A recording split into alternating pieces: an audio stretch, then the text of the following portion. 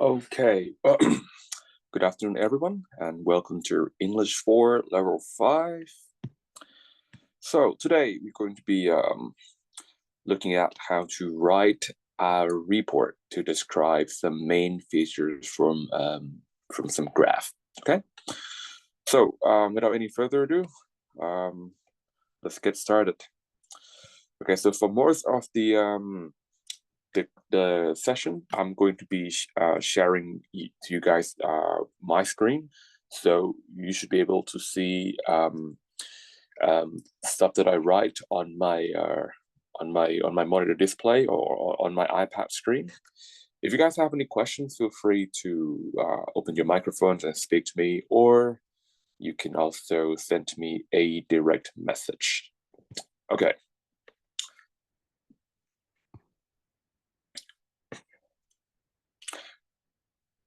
Okay, so my screen is now being shared with you, and you should see whatever is going on my iPad right now. Okay, just give me 1 second. Right.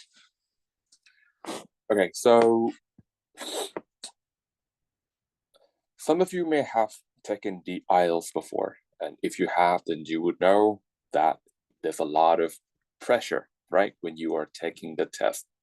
On the test day, you know, everyone's nervous, everyone's feeling, you know, excited.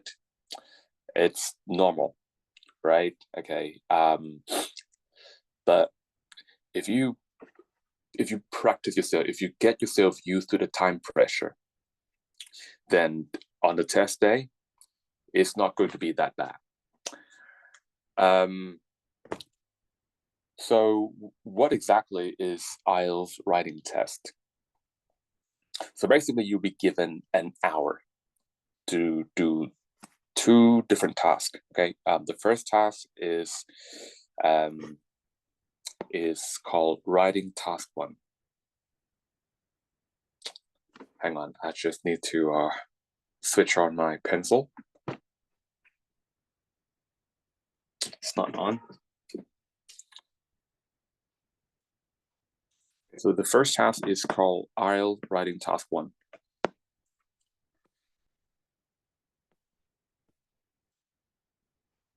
Okay, then you guys will be asked to look at a chart that looks something like this. Yeah. And then you will have some time to think about what to write.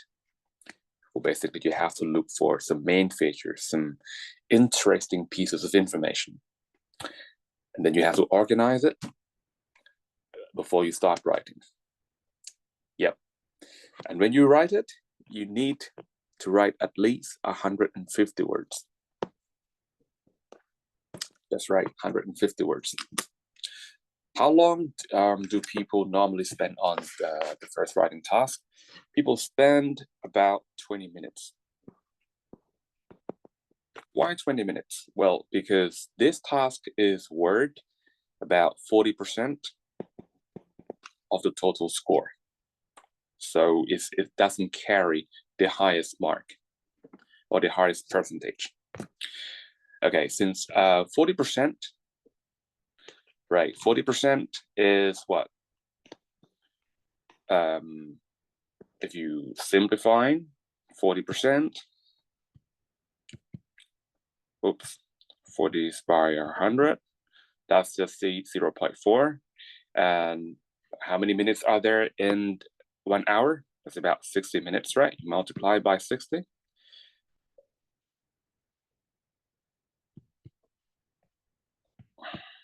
Okay, so it's about 24. So you shouldn't be spending more than that on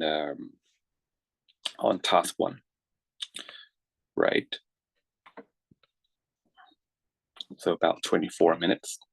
Make it 20 minutes. Yeah, 10 minutes is better, right? It's more suitable for this task. There are the first 4 types of I would say graphic information. they are similar. Lie graph, bar chart, pie chart, and table, they're similar. They're similar because they have to do with statistical information. So you basically use the numbers. All right, you will see x, y axis. Okay, and you will see a certain quantity that changes with respect to time. And most of the time you have to be able to interpret what's going on, like who did what, and how do those values change over time. So that's task one for you. Now process is a kind of is a diagram or a flow chart. Okay, so an example of a process is, you know, how they make something, like how they make concrete, right? Or how water cycles work. Like you might see pictures of a river where the waters evaporate, right? It turns to gas when it's exposed to the heat from the sun, and the vapor rise up into the higher altitude where the temperature was lower up there. When the water vapor reach a dew point, it condense and turn into rains. And rains just, you know, fall back onto the ground and, you know, flows back into the river, something like that.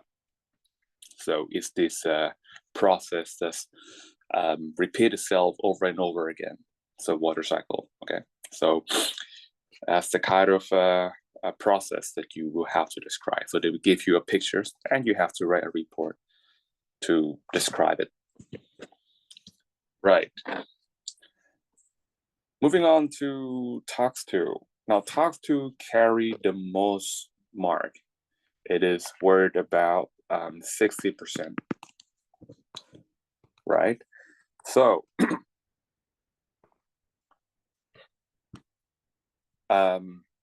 what do they do? What do we do for task 2? We have to write mainly the argument essay. So an argument essay is basically an essay that make an assertion about a particular topic, basically giving your opinion, right? Show them your opinion, what you think is the right solution to a particular problem. But then you have to justify your thinking. You have to justify your opinion. Why is this solution the best? Why, you know, should people follow your solution, or why the government should, you know, take your suggestion seriously if it's, of course, a problem that has something to do with, you know, that has impact on a lot of people, right? Advantage and disadvantage. So sometimes they don't ask you for solutions. Sometimes they show you 2 different solutions for a particular problem, and they ask you to assess the pros and cons of each solution, and then you have to decide which is the best. Last is problem and solution. Okay, so for this particular type of questions, you'll be given a situation, a bad one, and then you will be asked to think about what caused you know, these things to happen, and what are some of the negative impacts, and if this bad situation prolong, if it continues, then who's going to get affected by that, right? And of course, how would you approach this problem? What do you think can be done to alleviate the effects, or what could be done to prevent this from ever happening again? Okay, so that's it. There are 2 different tasks that you have to do within 1 hour. All right, but it's better that you spend 20 minutes for the first task and 40 minutes for the second task. Okay, but for today, we're going to be looking at some of the fundamentals for task 1. So things that you guys need to know before going to exam. All right. So let's talk a little bit about all the skills that we want to achieve so that you guys can do task 1 well in the exam. The first skill would be your ability to interpret the graphic information, followed by your ability to describe changes in certain variable over time, your ability to make comparison across all different variables that you're given in the chart. So these are the fundamentals. If you are good at all of this, if you have developed these skills, then you should be able to get at least a 5.0.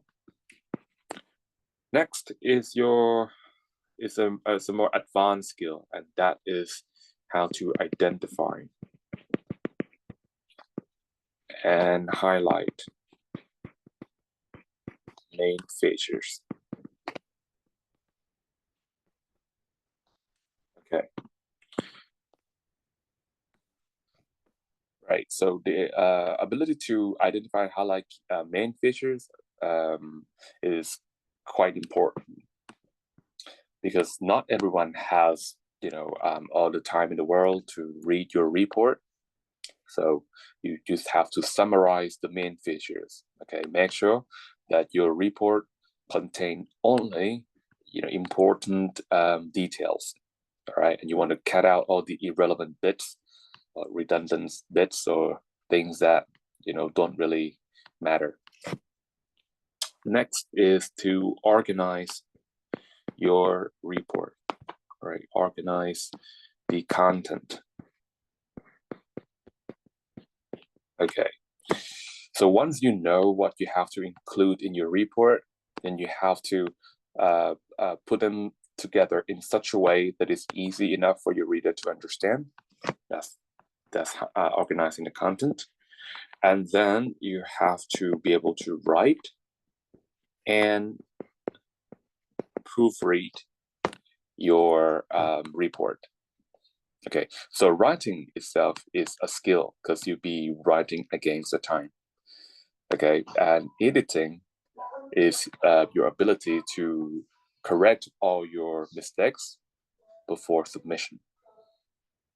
Okay, all right, so that's it. No big deal. We're going to progress from the bottom up, right? Starting with interpretation.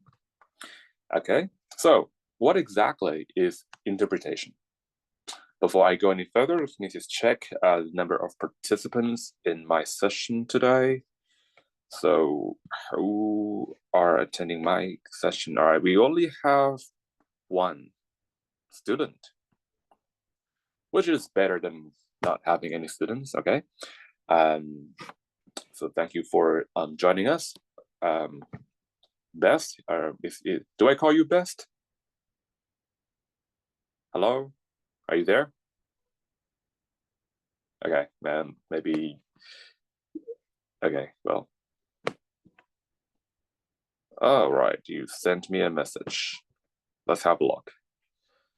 If I know how to open that message, yes, okay. All right, so thanks for joining us, and I hope you will enjoy our session. Okay, which is at the beginning. It's been only 14 minutes. You will be together for another 2 hours and 46 minutes. Okay, let's have fun. Don't worry, we will have a break every hour for 5-10 minutes.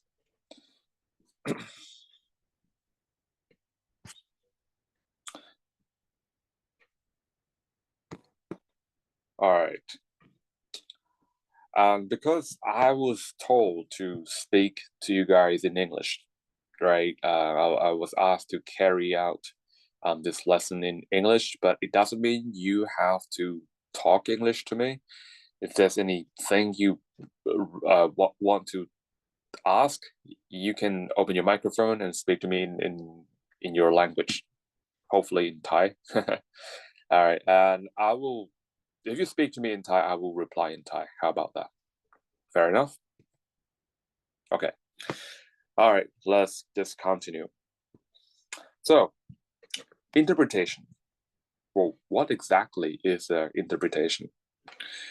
Um, so interpretation is basically when somebody asks you, hey, like just look at this chart and tell me what happened. What happened right here? Okay, like, yeah, let me just get a different color. Black's and bad, okay? So like right here, right at this the rectangle, that purple rectangle right there. Like, hey, what is this? What does that mean? What does it represent? You have to be able to answer that question. Okay? Well, most of the time, when you interpret, you have to gather all the information, right, before you go about writing a sentence. I've noticed that a lot of people, they just use their intuition. Yeah.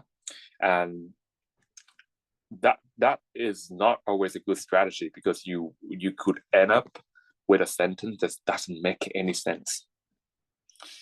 Think about it. What if you ask me, hey, now, what this purple rectangle represent? And I tell you, oh, this thing, it means game software. And I say game software because purple is associated with game software. And then most people, right, they would feel compelled to use word be.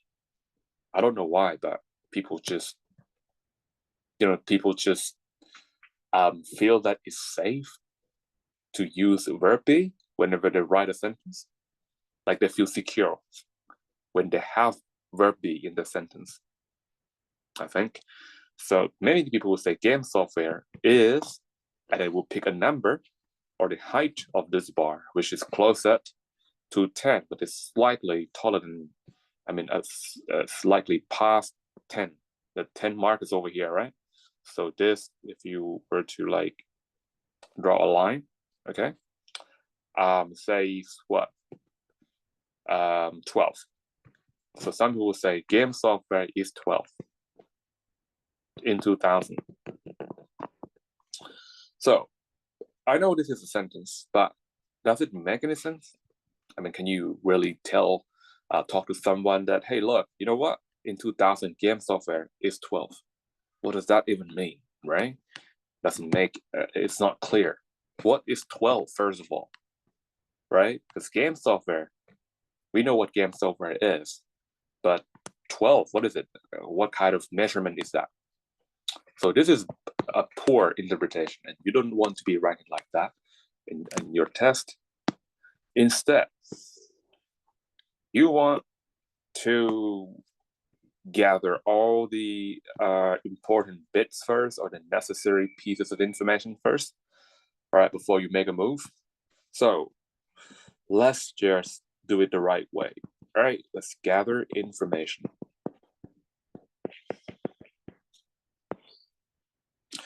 So to gather information, you have to ask a series of questions, starting with who did what? Who did what? Okay, so when you ask yourself this question, then you have to go and look for the answer. If you look at this pictures alone, you don't see anything that could like performs any action. Like you don't see people, you don't see any word that represent people, you don't see any words that represent organization or country. Okay, so if you don't see any subject, any action performer, then you know the next place to look would be the description of the picture. So let's look at the description.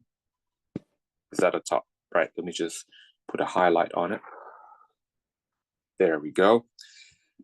So it says the chart below shows the global sales of 3 different items between 2000 and 2003. Okay, so it looks like after the verb, that's the verb, right? We see some sort of quantity. All right, sales. It's a quantity, isn't it?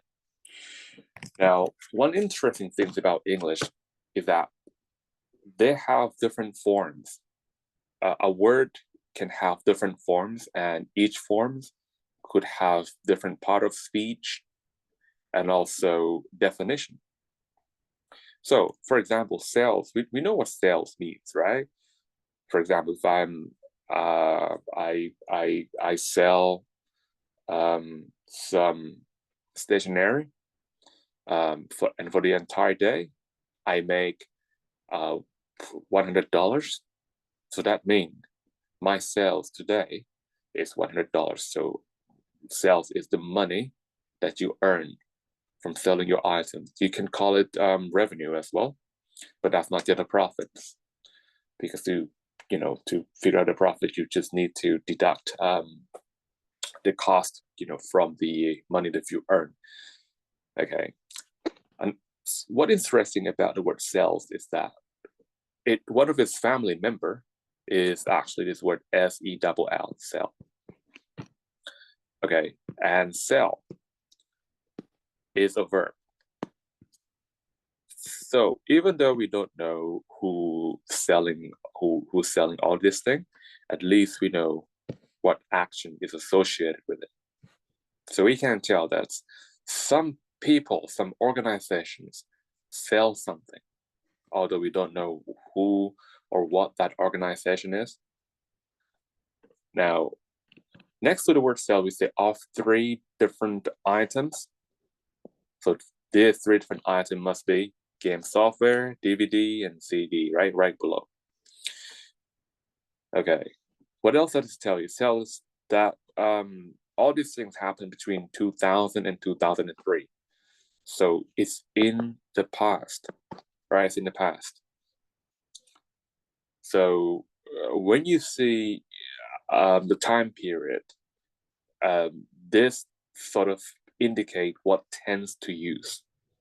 If it ends in the past, then you don't want to be using future tense, but you want to be using past tense, right?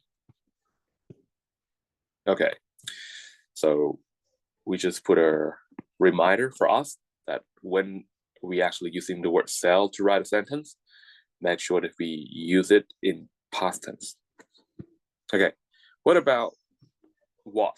Who did what? Okay, so what is going to be, the action receiver.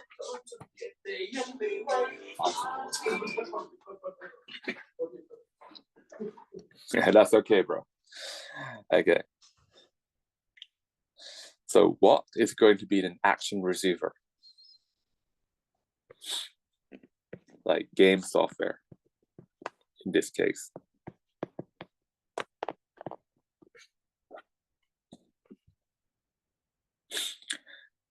Here we go. So far we have gathered, I think, enough words to form a sentence, even though we don't know who did this. Okay, so we can actually make a move and write a sentence, but we're going to hold on for a second because we need to add some details to our sentence. So let's ask the next question. When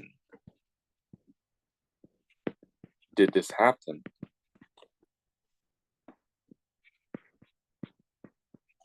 Okay, because our goal is we want to explain what this is, what's going on. The associated time with this rectangle is 2000. So we're gonna go ahead and say 2000. So it happened in 2000. Next, we want to know where did it happen? Where did this happen? It doesn't say specifically in what country was game software sold. Didn't say that. But from the description, it sort of gives us a hint that it's something that happens around the world, because they use the word global. So where did it happen? Well, it happens around the world. So it happened global. So we just write down all the word that answer the question. Last question we want to ask is about the quantities, right? What is the related quantity? What is the associated? What is the associated quantity? Okay, so we know that associated quantity is just the height of this bar, and it says 10. But if you look carefully, you will see the units of measurement, which is $billion. So the associated quantity is $10 billion. But hang on a second, it's not really 10, is it? It's not really 10 because the height of this bar is slightly above 10. So in this situation, what can we do? Now, we can either make a guess and say that it's about $12 billion, or we can just use 10 as a reference point and say that this quantity is more than $10 billion. But to make it sound slightly more academic, we would say slightly, say slightly over $10 billion.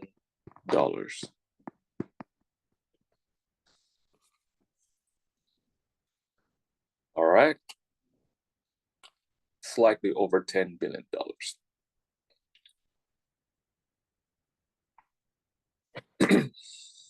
Okay, now we have everything we need to go ahead and write our first sentence to interpret this little purple bar on the left. Now, our main focus should be for the first question, right? Because the rest are just modifiers. These are all modifiers. So some of them could be adjective or adverb, right? Modifiers, either adjective or adverb.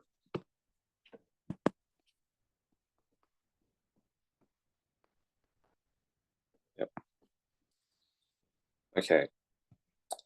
But to choose which detail should be represented as adjective or adverb is really up to you. Now, my preference is that when I want to add any time information to my sentence, I prefer that it function as an adverb, because I could move it anywhere in the sentence, making it flexible. Where did it happen? When I'm adding information about place and location, I also like to use an adverb because it's more flexible than adjective.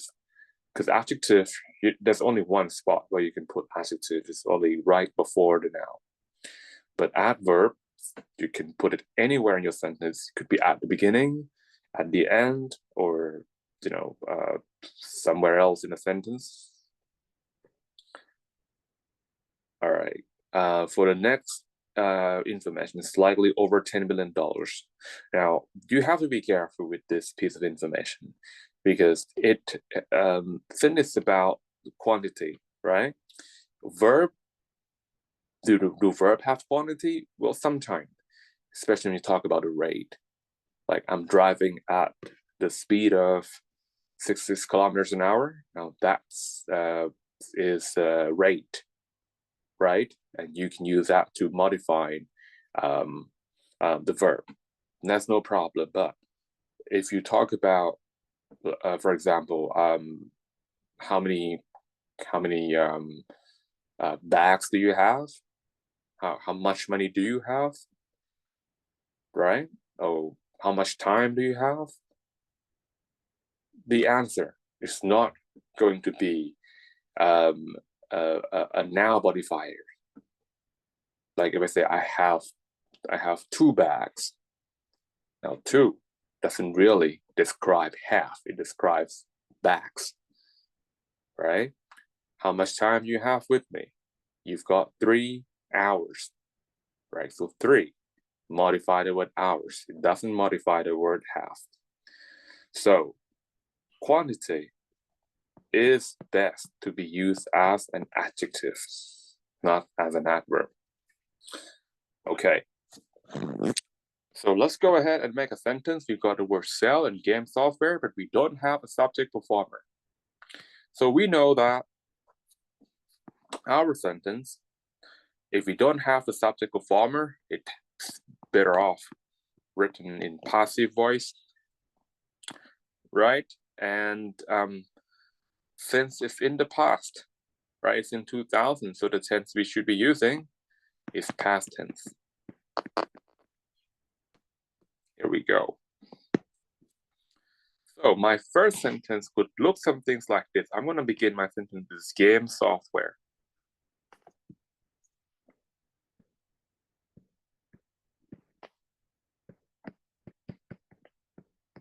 Okay. All right. And passive voice, I'm going to need to put a verb be right after subject, because that's what the structure looks like. Passive is the combination of be and a transitive verb in the third form or in past participle. But verb be, this could be slightly confusing because, for past tense, be get converted into was or were. Now, which is to use? You have to consult with your subject. If your subject is an uncountable noun or a single accountable noun, then your choice would be to use was. But if your subject is countable and it's plural, then you have no other choice but to use were. But since game software, this is an uncount now, right? Software is not countable. So I'm limited to only one option, and that is to use was. So game software was. Now I can go ahead and turn that into a past participle. So here we go. That's it. That's our sentence right there. Game software was sold.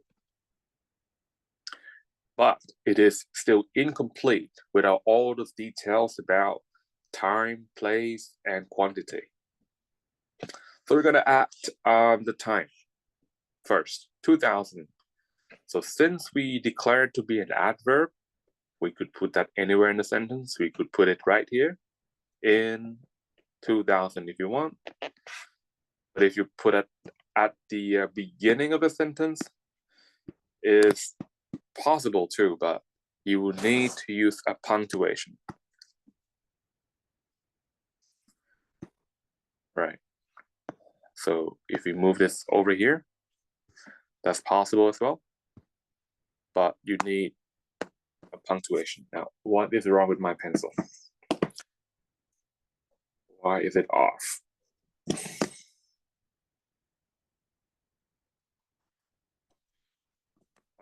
You guys have to, okay. So I'm gonna turn that into a preposition.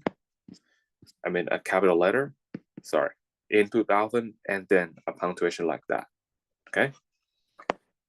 That is just a formal way of writing. So punctuation will come into play if you are doing some academic writing or formal style of writing. Yeah, so also in 2000. Right, next is global. So global is an adverb. I mean, global is an adjective, but we want to use it as an adverb. Why? Because previously in the description, they used the word sales, which is a noun. So to modify now, they need to use adjective. But since we have converted sales to sold, so the word global, which used to be an adjective, will have to be converted to an adverb so that it can be used with the verb sold. So I'm going to move this prepositional phrase a little bit further to the right so I have more space to add global.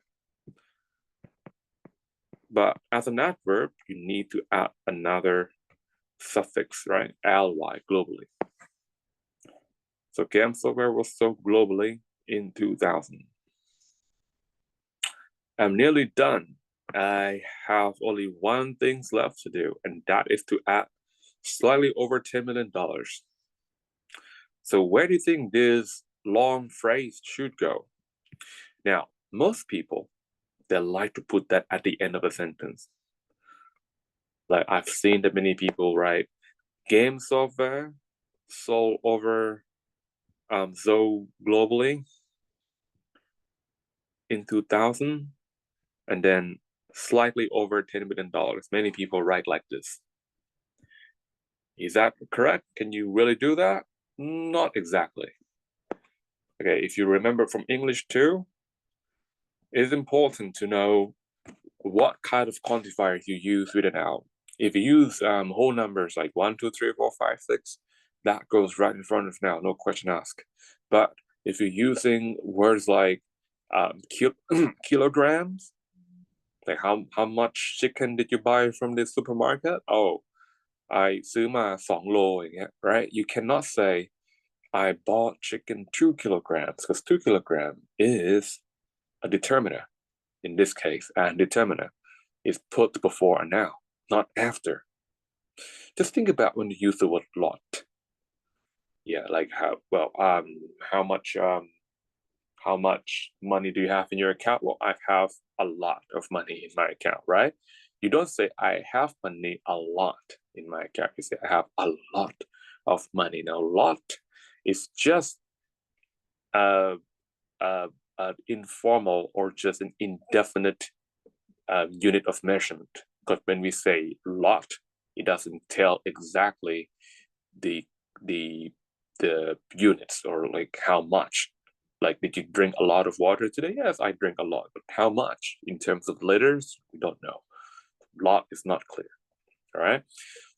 But words like kilograms or liters or centimeters, these make it more clear. So they are known as the definite determiners or quantifiers. Okay, so they will go before a noun. So that means slightly over $10 million has to go right before game software. So I'm gonna shift this over here, but I don't have space for that. I'm just to rewrite it. So it's gonna be slightly over $10 billion. Okay, and next I will have to join dollars and game software together. And the preposition that we will use is preposition of. Just like when you say a lot. Like you say a lot of, right? A lot of game software was sold. The only difference in this case is that I use the word dollars instead of off. That's it. Okay, so slightly over $10 billion of game software was sold globally in 2000. That is how you interpret this purple rectangle. Okay, but is there any other way to do this? Well, there is, but I still insist that you use my method to gather information first before writing your sentence. I really insist, right? But yes, of course, there's another way. And that other way is to start a sentence by using the quantity that is given to you. This case is global sales. So we're going to make global sales the subject. So the global sales. Okay, and then we're going to make a little modification, right? Because we have to specify sales of what item we're talking about. We are talking about the purple, since we're talking about the purple bar. So we talk about the sales of game software. So the global sales of game software. Okay, and then you can use your favorite linking verb. Why am I using were? Because I know that my subject is the plural countable noun, sales. That's my subject, and I've got to use the word with it. The global sales of game software were how much? It's slightly over $10 billion, and that's why I'm going to put right here. We're slightly over $10 billion.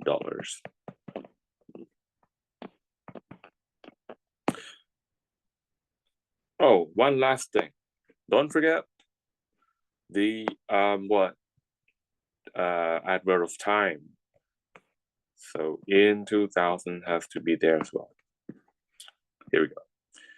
So there's two different methods. I would suggest that you stick to my method because it's going to make your sentence more elaborate, and it shows that you put some effort into it. Okay.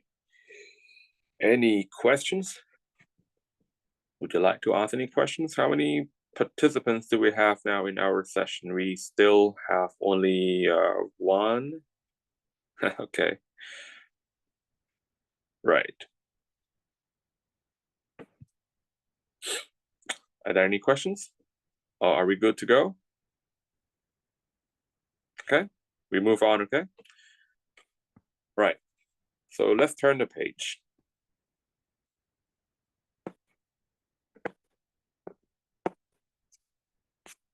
Let me get rid of all this mess. Sorry about that. Okay. So here, this is your time to shine now.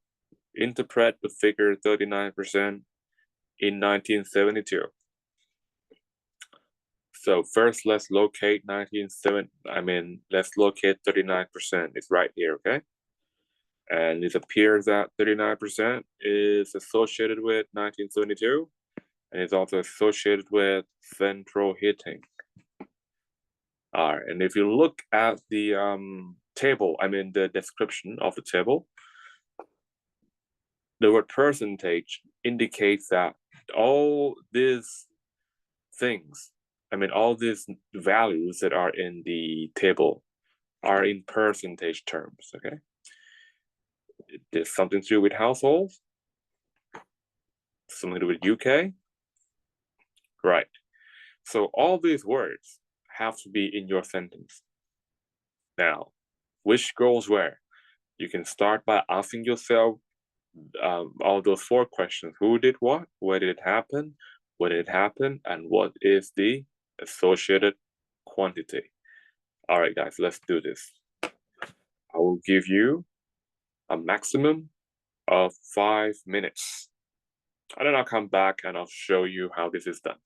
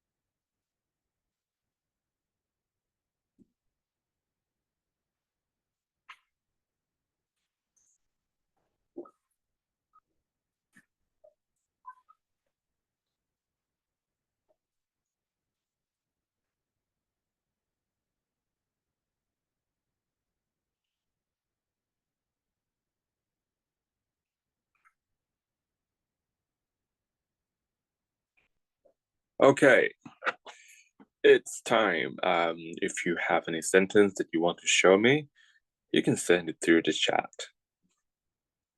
Did you write anything? You'd like to show me what you've got? No? Let me know if you change your mind, okay? Or I can check your sentence later on if you want. But now I'll just show you, how to do it. Right. So we're gonna start off by asking ourselves a questions. Who did what? Right? So same deal. Who did what? And we can see that we have central heating, and that sounds more like something that receives an action, doesn't it? So it's going to be our what. That's for sure. But what about who? So what should be the who? So if you look at the description, they will say that it says the table show the percentage of households. So households, that sounds more like a who. Okay, that's the who. And then the action did, well, it doesn't state clearly what kind of action we are talking about here, but based on the use of this preposition with, if you say some things like, I am a man,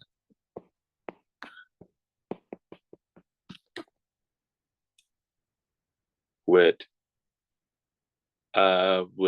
generosity,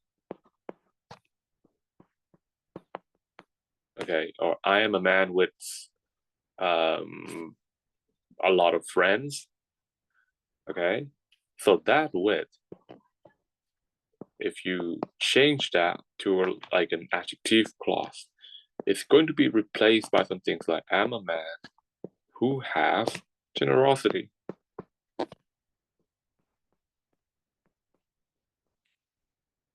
Okay, so I'm a man with generosity is equivalent to saying I'm a man who has generosity. So has can literally be used in place of with. If you want to use this to make a sentence, because with is not a verb, you can't put verb after the subject, but has is a verb. So has can go right after the subject. So we know that the action here is going to be have. And what? The what, right? The action receiver is central heating. All good. Next, we will be asking us a question. When did this happen?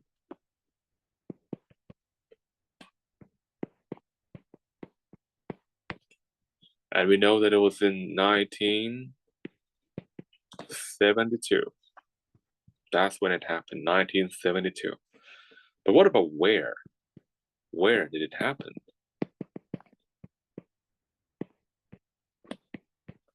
Well, it's say UK. That's the only information we've got. So I'm gonna head and say UK. All right, last is what is the associated quantity?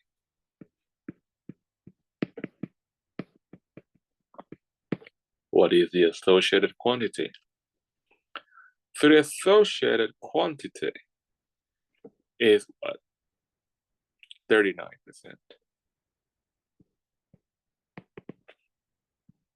Right? So with all this information, we are ready to form our sentence. So we go ahead and put all these three words together. Just a little bit before we do that, let's make sure that we know what voice to use and what tense to use. So as far as voice is concerned, we want to be using active this time because we have the action performer and also action receiver. But as for the tense, we're going to stick to past tense. All right, we're going to stick to past tense because that happened a long time ago, 1972. So let's do this. Households, that's how I'm going to begin my sentence with, household. And households did what? It had, right? Because I have to change have to had. Households had central heating.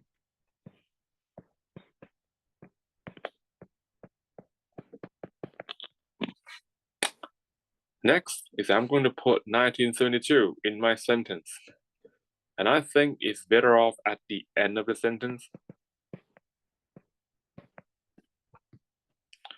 Okay. Next is the word UK. Where should I put UK? Well, I could just put it where it used to be, which is after households, but I'd rather, use a different words entirely. Okay. So if somebody live in the UK, then he's British. So if I'm using British, I can put it right before households.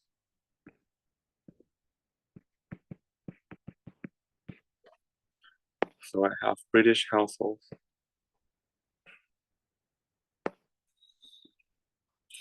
British household have central heating in 1972. Okay, next is 39%. So where should 39% go? By looking at the description, we see that it says the percentage of household, right? It's the percentage of household.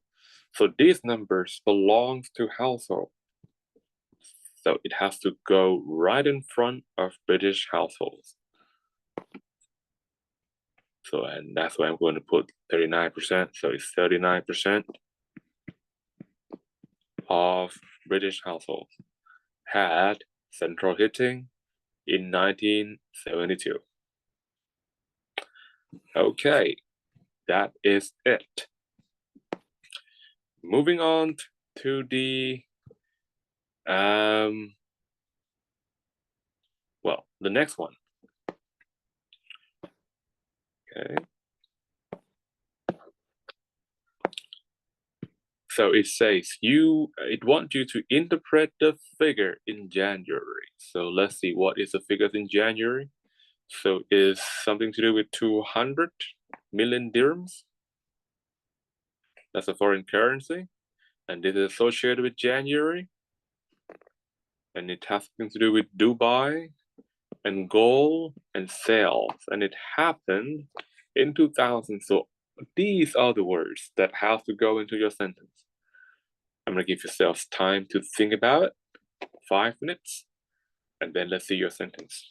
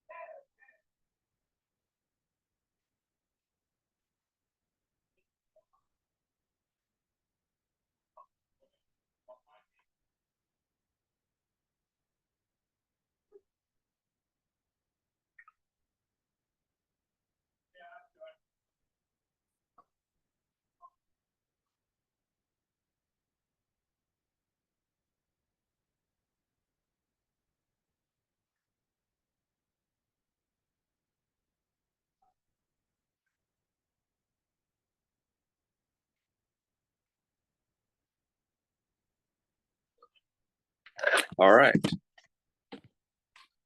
You've got me anything? Unfortunately, no, but that's okay. All right, um, so same deal, right? So who did what? Apparently, this time we have a country. So we can also use country as an action performer, or we could use the country as an adverb. It's really up to us. But in this case, I think it's best to use country as the action performer. So I'm gonna go ahead and say Dubai. All right. Dubai is what? So Dubai sold something, and that is gold. So Dubai sold gold.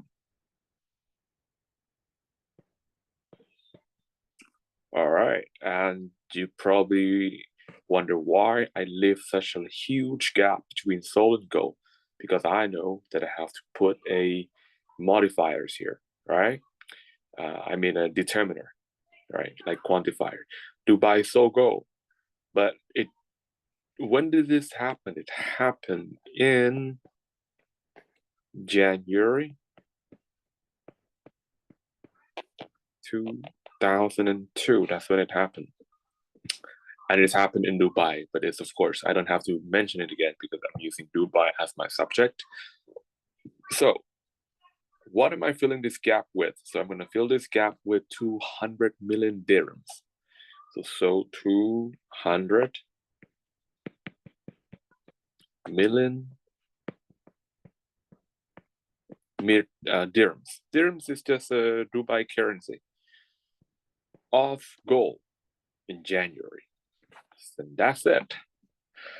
That's how you do it. Okay, so I hope you guys have got the hang of it. Should be familiar with these methods now. So we're gonna take a short break. All right, about 5 to 10 minutes, depending on when you guys get back.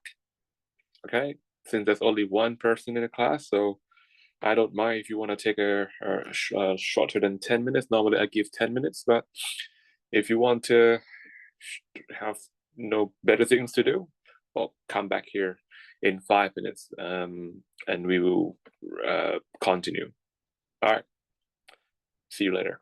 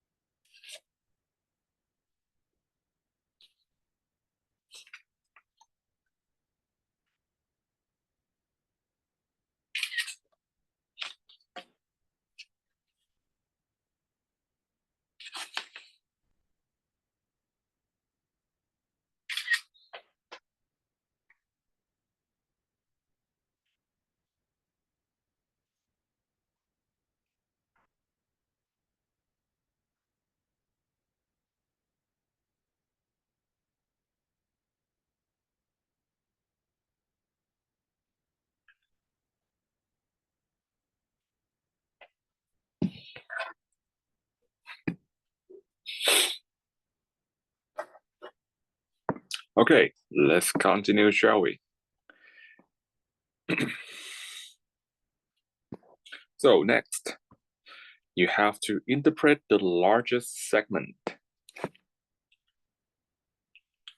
Okay, so the largest segment is here, right?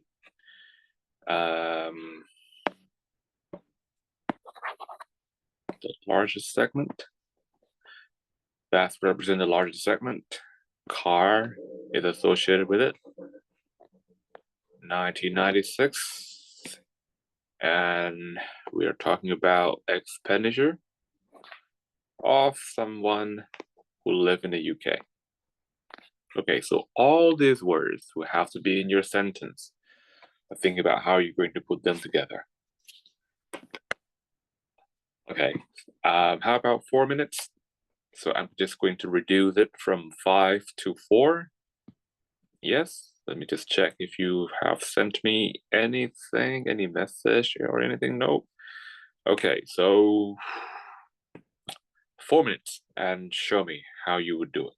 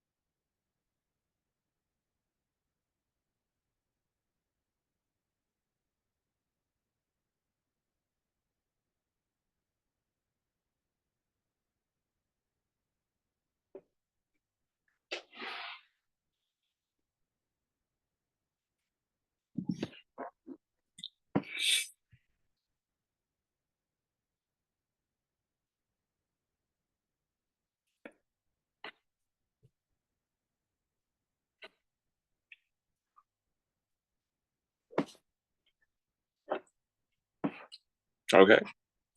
All right, so let's do this. Okay, so who's actually performing the action here? So you will see that we have people, right, in the description. So we can make people the subject. Okay. Now, what are they doing? We see the word expenditure. So expenditure, what does that mean? It means spend money, right? That's what expenditures means. So someone spent money. So people spent money.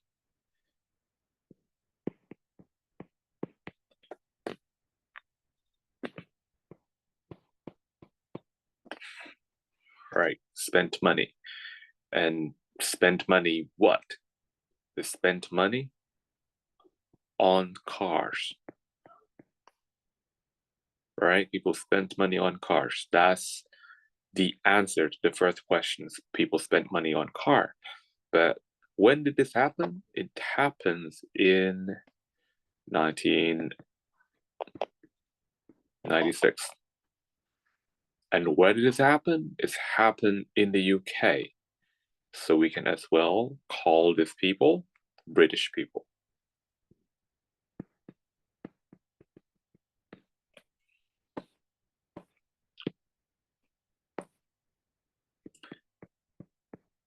British people spent. Spent what? They spent 45%.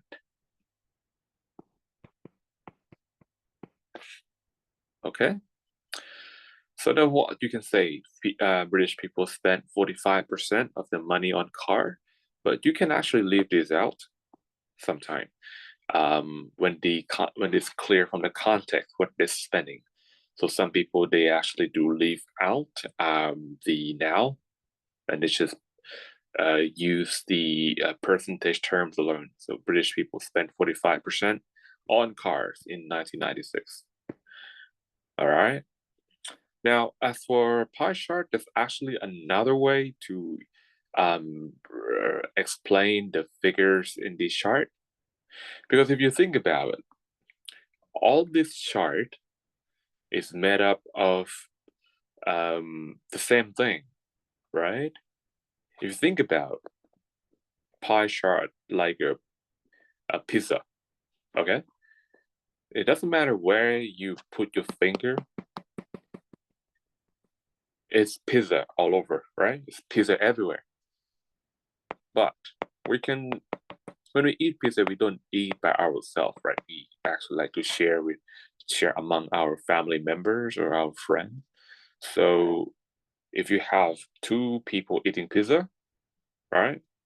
That might be for you, that might be for your friends. But if you have more than that, if you have three people eating pizza, okay, yeah, you may have the largest piece, and then your two friends will could have two equal pieces. Okay, the entire pizza, I can call it X. Okay, so apparently we can see that A is just a part of X. C is also a small part of X. B is also a small part of X. All right. Now, when you describe a pie chart, they don't really use the word is a part of. Instead of using be a part of, right? Be a part of. People prefer to use words like make up, constitute, or account for.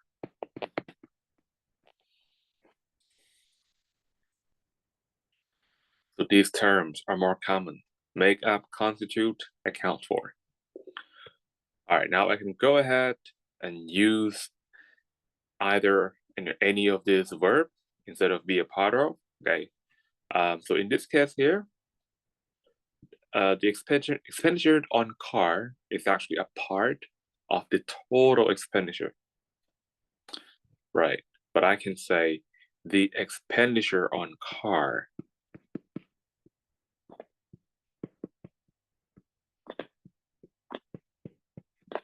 Okay, and it's made up. It's made up what? It's made up the total expenditure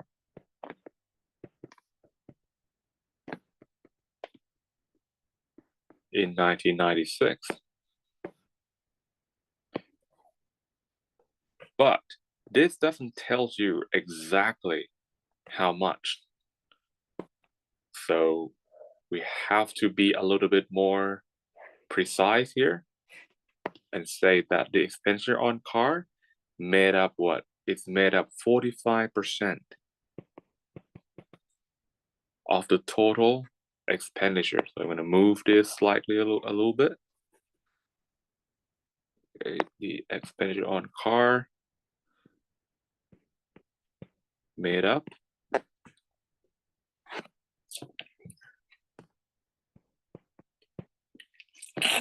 45%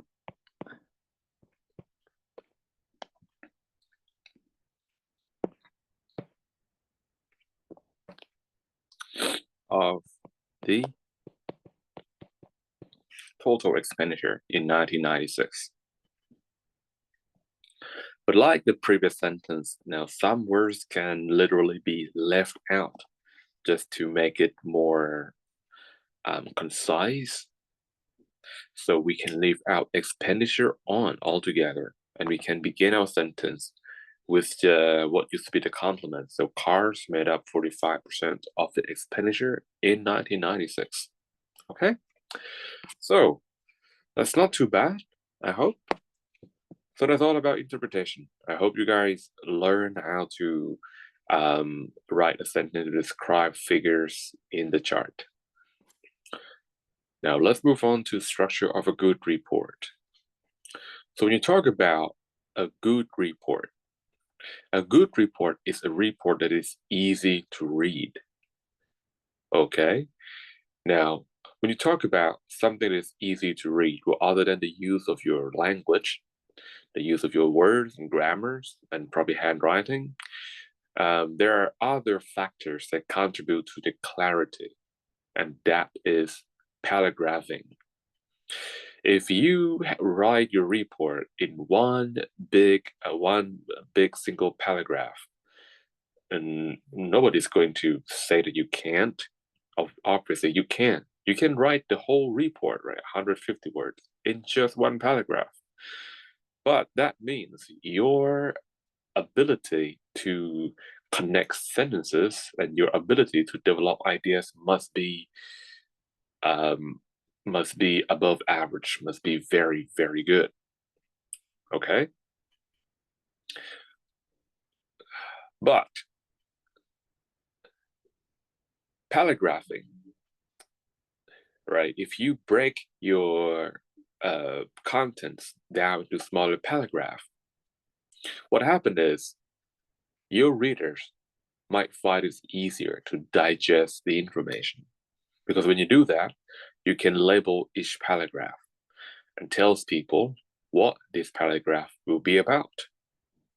It's kind of like when you read a textbook and you see chapter, you know, instead of having to go through the entire book to figure out how many chapters there are, right?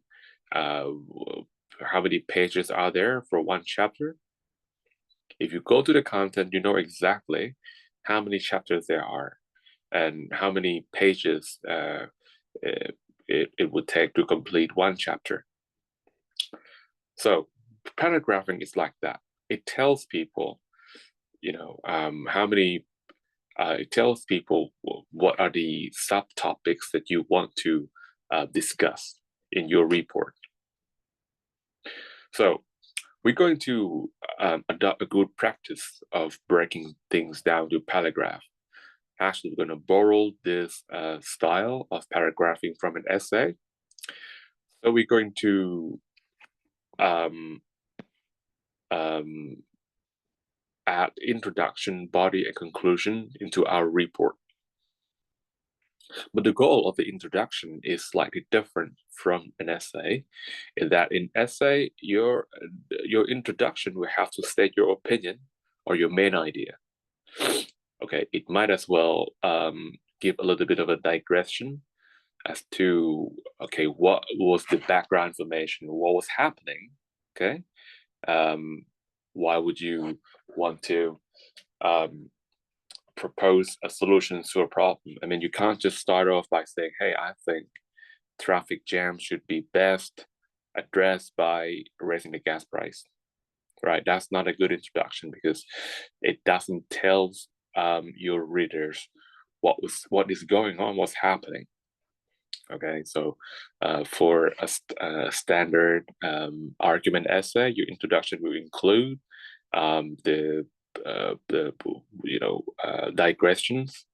You could talk about the statement of problems. You could talk about the subject of debate, right? So the problem is, hey, what is happening? And the debate is people are arguing about what? And then you can move on to talk about, hey, what the options are. You know, there says in this particular argument, there people come up with two different approaches to address a problem. And your final sentence is your opinion. You know, which solution do you think is best? Yeah, that's for argument essay. That's how the right introduction. But the introduction for a report is not going to be that complicated, right? There's only two things, right? Two things that we will include in our introduction. One is just a paraphrase of the description. Remember, when you read the description, it will always say some things like the pie chart shows the percentage of expenditure of people in the UK in 1996, something like this. All right. This gives you the source of information. We can call it a source of information. So our introduction will begin by paraphrasing, by paraphrasing the description, followed by overview.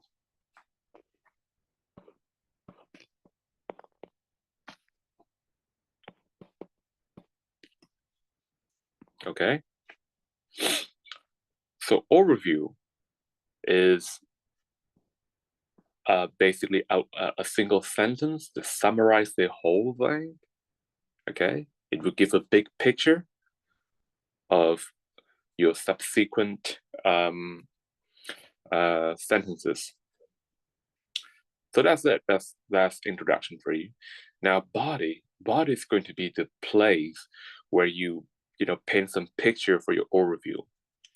It's also going to be the place where you highlight all the main features from from all the variables in the chart.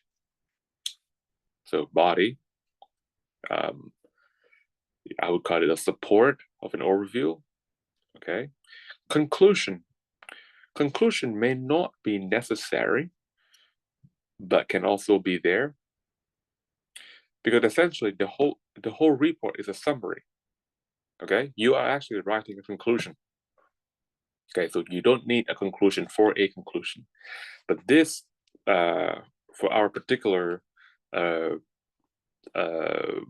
structures, yeah, conclusion can be used to refresh the memory of the readers, so you can remind them once again what the overview is.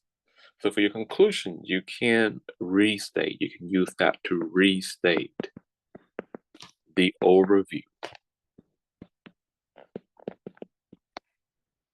Right. So I hope you see the pictures. But if you're not quite clear, don't worry. On chapter 3, we will be reading a model answers, and you guys will see what we mean by paraphrasing the description, an overview, and so on. So don't worry too much now. Okay, let's move on to time management. So, like I said earlier, we don't want to spend more than 20 minutes on this task. We want about 20 minutes. So how are we going to manage that 20 minutes? So first, you have to show that you understand what's going on. You must be able to interpret the chart. Okay, so you can, test yourself by picking any spot in a diagram and write a sentence for it. Second, you want to take your time to identify all the main features. Okay, bullet point works great. So you can use bullet point to, help you to keep track of things that you want to include in your report. All right, next, once you have everything that you want to include in your report, you now have to think about how you're going to organize them. Say you have 10 different features from step 2. Now, how are you going to contain all those 10 features? Are they going to be in one single paragraph, or you think you should break it down into 2 or 3 paragraphs? And if you think you should break it down into 2 or 3 paragraphs, what would be your topic sentence? All right, how would you inform your readers what paragraph is about what? Okay, so I like to say that you want to spend the first 5 minutes planning your report. All right, 5 minutes. Okay, so in 5 minutes, you have to make sure that you understand the chart, you can identify the key features, and you're able to group the information or decide on the number of paragraphs you need to contain your information. So once that is done, then you can start writing, and you have only 10 minutes to do that, which is not very easy, I know, because, to complete a 150 words report, your writing speed has to be at about 15 words for every minute. Now, I know that could be quite a challenge. If you can't, don't worry. You have up to 15 minutes to finish your writing. If you can finish your writing in 10 minutes, the good news is you will have time to check your work.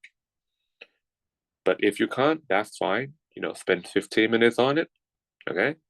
If you have, enough practice, if you have done a lot of, practice, and if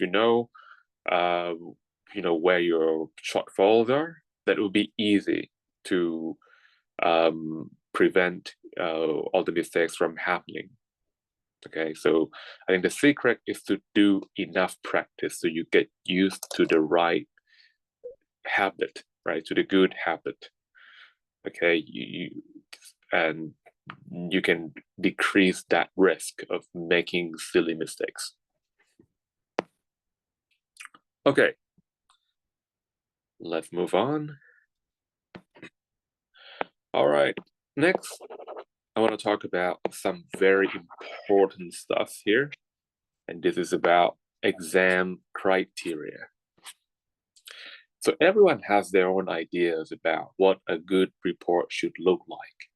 Like, you might be thinking, hey, a good report should contain, some sophisticated terms, some highly academic terms. Some people might say, hey, it has to be as long as possible. It has to contain as many details as possible. Everyone has their own opinion. But this is not about your opinion. This is about what they want to see from your report. Okay, so you have to understand the exam criteria.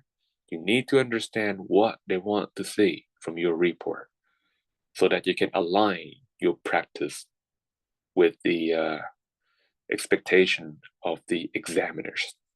Okay? All right. So what you're looking at here are 4 different criteria, starting with task achievement. Okay, so as far as task achievement is concerned, what your examiner wants to see is a report that is not less than 150 words. So why 150? What's the big deal with 150 words? Why not 100 or 75 or 50? Why does it have to be 150? Well, before they came up with this test, before they came up with this number, they have done some research about how many words should be suitable to assess somebody's ability to communicate English. I mean, if you have to write just, I don't know, 20 words, it doesn't really shows your true capability. It's kind of like when you want to show off your uh, firearm accuracy, like how accurate you are as a shooter. You don't just fire one shot, and let's say if it hits the target in the middle, and you call yourself an accurate shooter, a sharpshooter, then that's not enough, right? You have to fire more shots, maybe 10 shots. And let's see if the bullet that you fire hits the target at the exact same spot or not. All right. If you fire 10 shots and all the bullet hit the target right in the middle, like at the center, at the red spot, then you are qualified as a sharpshooter, right? As a very accurate gunman. But if your first shot got fired right into the center, but the subsequent shot is just scattered around, hitting here and there, then you're not really a sharpshooter. The same is true for writing. I mean, if you can get a couple of sentences correct, it doesn't mean you're very natural or accurate. They need to see at least 150 words in order to make sure, in order to guarantee that you have the true capability to write a good academic report. That's the reason behind 150 words, okay? You can write more than that. They would love it. Okay, the more you write, the more valid their assessment will be. It's kind of like if you want to show people that you're a sharpshooter, you have to fire as many shots as you can. And if they keep seeing all the shots landing at the same spot, then it's just it's just provide proof to the fact that you're a sharpshooter. Okay, so aside from 150 words, they also want to see that you present the information correctly. And that actually begins with interpretation. Now think about it. If I'm going back here, right, to this table that you are familiar with,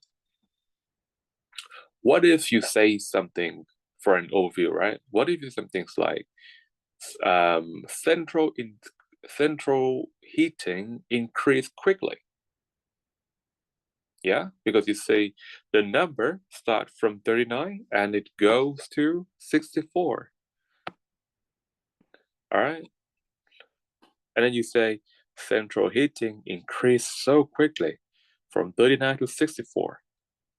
Now, this sentence is based on a misunderstanding. Big mistake, big misunderstanding. Because central heating never increased. I mean, it cannot increase. So this suggests that you are thinking that 39% is the number of central heating. No, it is not. Right? Okay. So now a person who writes central heating increases quickly is very likely to write something like central heating was 39% in 1972, which is obviously a misinterpretation. Okay? So, what should I say? I should say that central heating became increasingly more popular. I can say that. Why? Because the number of users went up from 39 to 64. So what is changing here is not central heating, it's the percentage of the owners of central heating. If central heating has more and more owners every year, then it means it becomes more and more popular. Okay?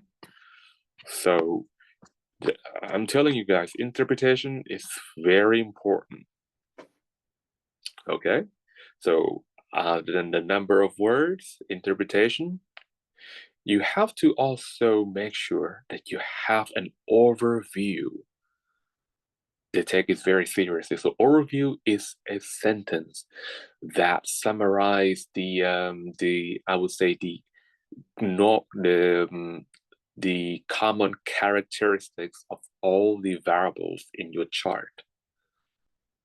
It's kind of like how do I say?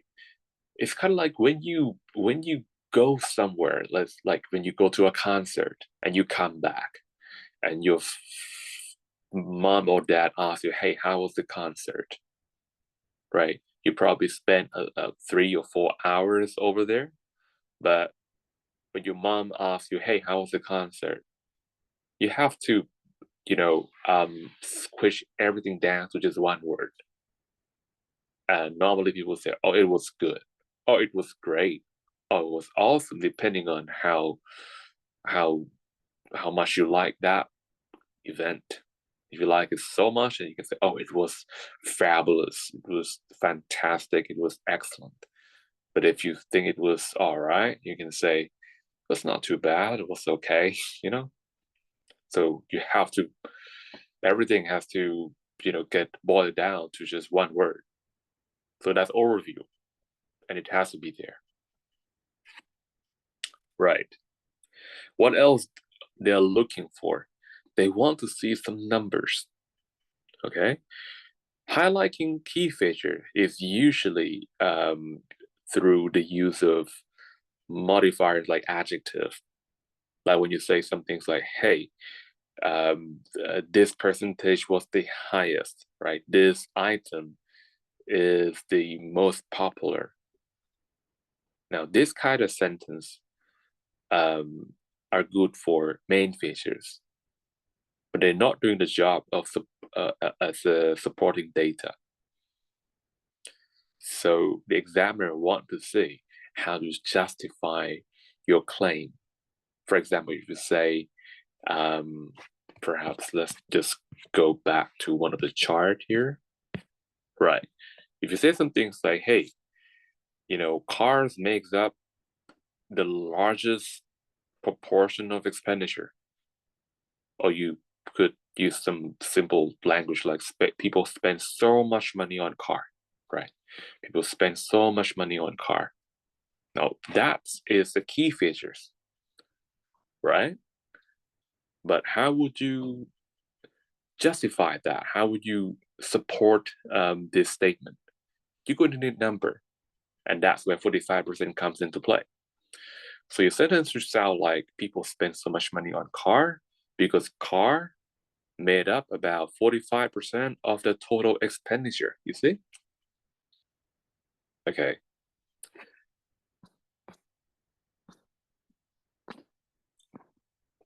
Right. So that's it. No big deal, right? Not less than 150 words. You have to describe the information correctly. Don't forget the overview. Don't forget to highlight key features, and don't forget to add some supporting data. If you can do all of this, it should be fine. Next is coherence cohesion. So coherence and cohesion is really about how easy it is to understand your report, right? Now, if somebody read the first few sentences of your report, and now they have to make so much effort trying to understand you, then that is already a bad sign. People might give up, even before uh, uh, reading through your report, because they have already a hard time, getting through your first two sentences, right? It's an ordeal experience. They don't want to continue. They know what's going to happen if they finish your report.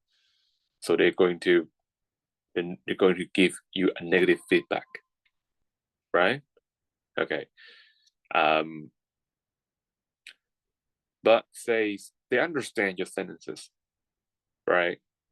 But they don't understand why they're together. Then that's also a bad news, because that shows that you don't have the ability to organize information well enough.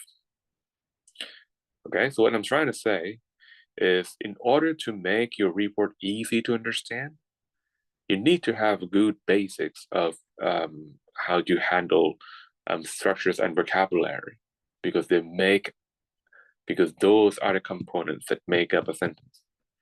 Your sentence, whether it is easy to understand or difficult to understand, would depend on your ability to handle structures and words, right? But what else contribute to the clarity? What else contributes to the clarity? Well, you also need to be able to use paragraph and transitional words. Okay? So paragraphs will help people to see how ideas uh, get developed. Transitional word will help people to see the relationship across sentences, so that they know, okay, which sentence, for example, the cause and effect. What is the cause? What is the effect? Right? Without conjunction like because, it can be hard for people to identify what sentence represent the cause and what sentence represent the impact. Okay, so that's current cohesion for you. Next is lexical usage. Okay, lexical usage. So what is lexical usage? That is all about the use of words. Okay. Now, how do I use words correctly? How to use words correctly? Remember 4 things. Number 1, spelling. Now, spelling is tricky, because sometimes you could make a misspelling and it's okay if they don't see it. For example, if you misspell the word environment, some people spell it like this. They go environment.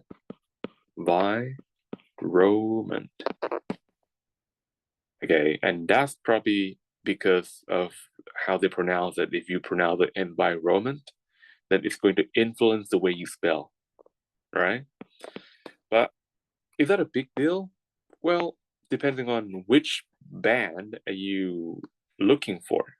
If you're after band 6, it's probably not going to be a big deal, because people can still tell what word are you trying to use, right? It's easy. It's environment. Just one end is missing. It's not a big deal. But if you're looking for a very high band, like band 7, 8, or 9, this is considered a flaw. Okay, this is not good enough. It's kind of like when you go to an expensive restaurant, you don't just expect food to be tasty, but you also expect the food to look good. You expect the table to be clean. You expect the waiters to be polite and professional. Yeah, you see, because you're paying more money. Yeah, you expect more from the business. Okay, so spelling can be tricky. Now, sometimes if you make a misspelling and it happens to correspond to a word that you didn't intentionally try to use, like say you want to write, students have to correct their mistakes before submission. But instead of writing correct, which spell like CORRECT, you make a mistake and you write, we have to collect our mistakes. We have to collect our mistakes. Now that is not good because it doesn't make a grammatical mistake, but it changed the entire meaning. This has to be what? We have to correct, right? We have to correct our mistakes. Not we have to collect our mistakes. Okay? All right, I hope this point is clear. Next is definition and part of speech. So, okay, first is spelling, next is the definition part of speech. Now, this is the area where people make a lot of mistakes. For example, how would you evaluate the sentence? The number of visitors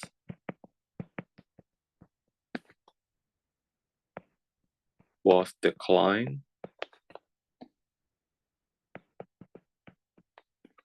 quickly. The number of visitors was declined quickly. Now, obviously, this is not, it's not a problem with the grammar, but probably with the meaning that it will convey. Was decline here will not means the same as decline. Okay? This is not the same as decline, D-E-C-L-I-N-E-D. Was decline here? This word decline would have the same meaning as rejected. Okay?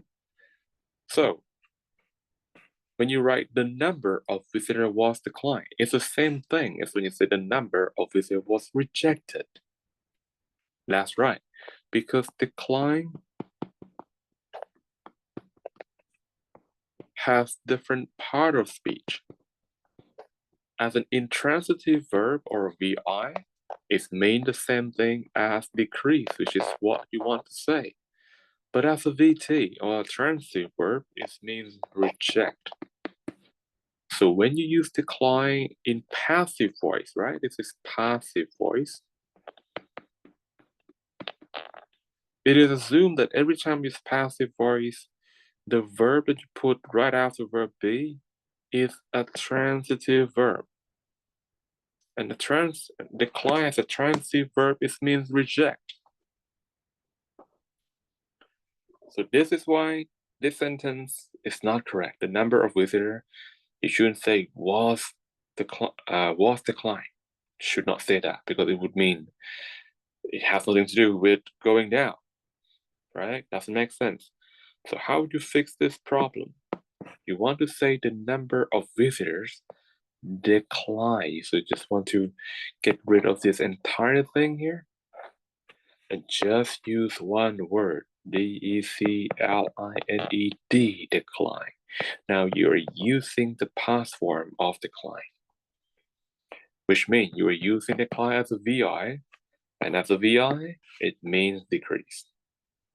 Okay? So part of speech and definition really matter here. The next thing is collocation. So what is collocation? So collocation basically is the natural combination of English words, right? Natural combination of English words. For example, I can say we want to go home. And that's perfect. But if we use a different words like we want to go house, this sounds wrong. Nobody say go house. Everyone says go home, right? So this is a collocation. So this clearly shows us that just because two words have the same meaning, they are not always interchangeable, right? One does not always replace another. So when you're doing task one, right, there are some words that have their own collocated words. For example, when you say there,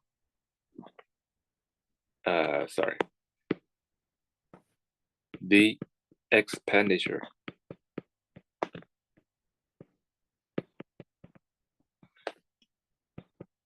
in car was high. All right, do you spot a bad collocation? It's right over here. You don't say expenditure in car because the preposition that collocates with expenditure is on car.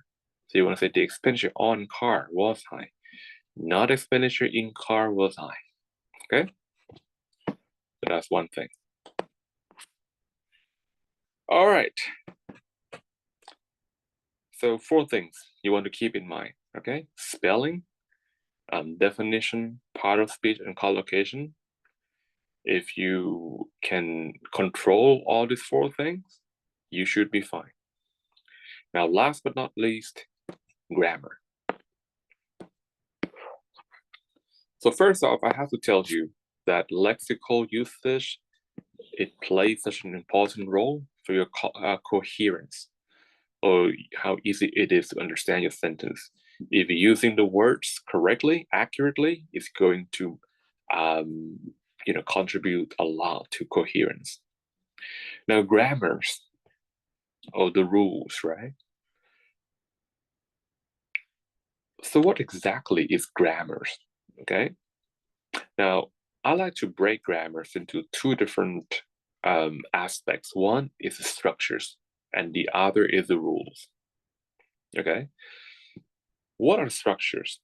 Well, I'm gonna give you one good example. China is a powerful country. And China is a country that is powerful.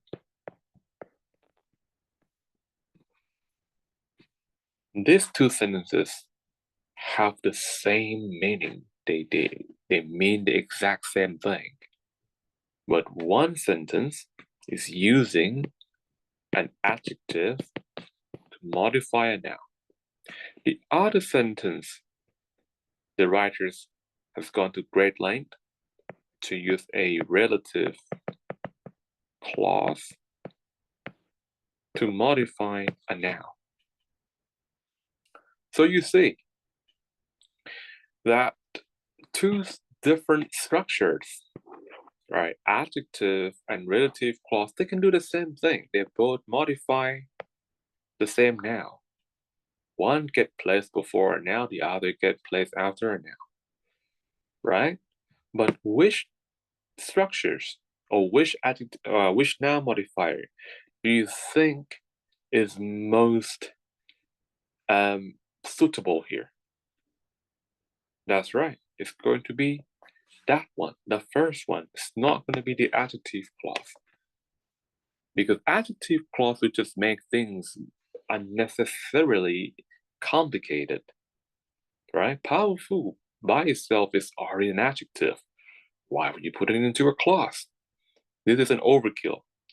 So if you write like this, even though it's perfectly grammatical, you will get a bad evaluation, a bad assessment for grammar because your structure is not, it's not a, it's not a wise choice. Okay. So rules number one, keep things short, right? You want to use the structures that allow you to use as few words as possible. Few words as possible. So you might wonder, hey, Nat, didn't you just tell us that we have to write about 150 words? If we don't use structures that will let us write long sentence, and when are we going to get 150 words? Well, remember, it's not the structures that should be what you call the independent factors, right? You don't want to use uh complex structure so that you can reach 150 words. No, it shouldn't work that way. The number of words should depend on the amount of content that you have. Okay? So you need to create the content. And the larger the content, the more extensive the content, the greater the number of words. So don't try to cut corners by, using complex structures to achieve longer sentence. Don't do that. It's not a good idea. Okay, so use your structures wisely, right? Don't use complex structures unless necessary. Next is the rules. Okay, now suppose that I got smarter and I want to use, just what it is needed. So I go China,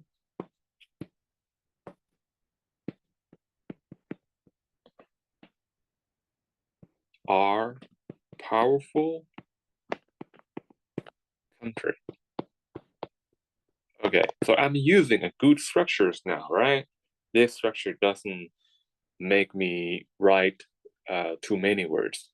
But am I following the rules of English grammar? No, I'm not. Okay? And when I don't follow the rules of English grammar, my sentence going to sound very unnatural. And I'm not going to get a 7, a band 7, for my unnatural sentences. So how do we make it natural? We just have to follow the rules. So what does one of the rules say?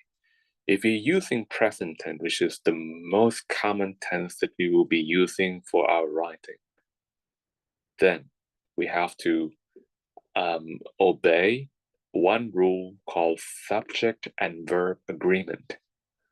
What does that mean? Well, the verb will have to match, right? The verb will have to match the singular or plural of the subject. So if the subject is singular, you have to change the verb into singular. But if the subject is plural, you have to change the verb to plural. So it's always the subject that leads the way, not the verb. Okay? It's the subject. Whatever the subject is, your verb has to be changed accordingly. So in this case, the subject, China, right? It is a singular noun. So I have to use a singular verb. So I have to change from are to is. But that's not it. Whenever you use a common noun, right? You need to know whether that common noun is countable or uncountable. In English, whenever you use a countable noun, you need to specify whether it's singular or plural. You have to, right? In Thai language, people don't care about that because we are smart. We know in what situation this noun should be singular, in what situation this noun should be plural, without the need to specifically suggest that in a sentence using article. But in English, we have to. So country, should it be plural? Should it be singular? Well, because the subject, there's only one name, right? So country should be Singular should be one as well. And for that matter, you have to say one. China is one powerful country. But instead of using an adjective like one, we can use article A. China is a powerful country. Right. So that's it. Okay. So actually, when people practice for writing, they most of them they start off by, writing report in English, and most of them don't time themselves. Now that's a waste of time. You don't want to go down that path. My suggestion, if you want to practice, you always start with improving this skill, current cohesion. That's the most important, one of the most important skill. And this does not require the knowledge of English at all. You don't need to know English words or English grammar to improve your current cohesion. You just need to be able to come up with some ideas and try to organize your ideas into a report. You can even practice by speaking to your phone or to a recorder. Okay, so start with that.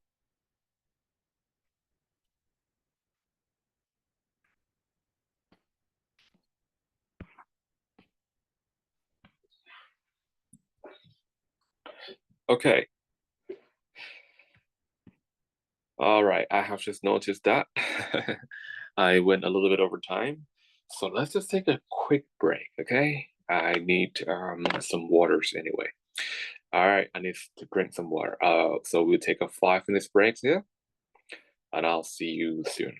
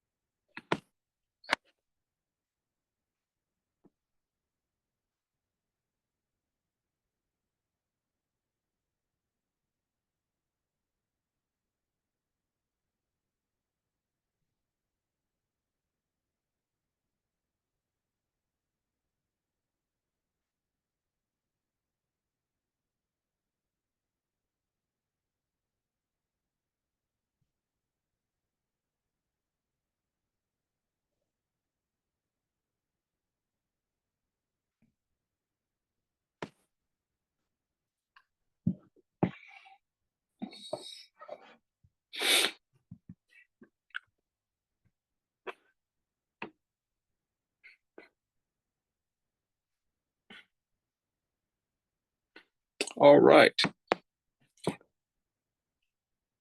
Let's continue.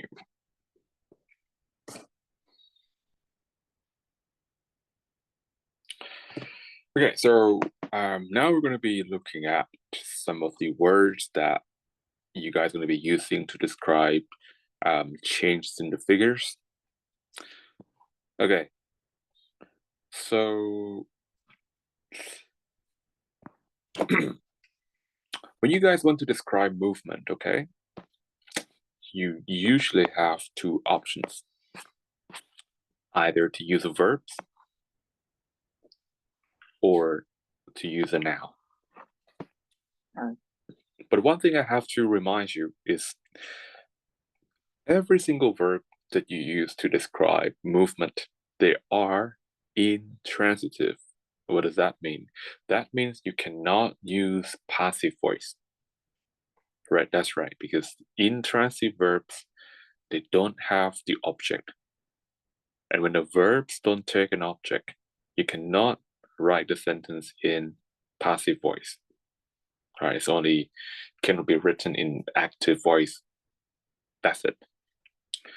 Okay, so avoid using verb be when you describe change. Don't say something like, the number was rise, don't say something like the number was grow up. Don't do that. If you have this habit, this is a good time to change it. Okay? Now, when you want to use a noun to describe movement, you have to find another verb. Because when you use words like increase as a noun, so it goes from increase as a verb to an increase as a noun.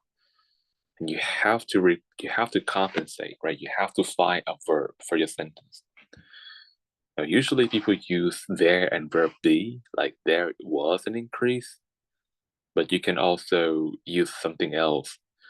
Like you can say the number of something had an increase or experienced an increase, right? The choice of verbs is endless. Okay. When you see a change, you also want to pay attention to the slope. If the slope is not so great, then you don't have to worry about using a verb like take off or shoot up or soar.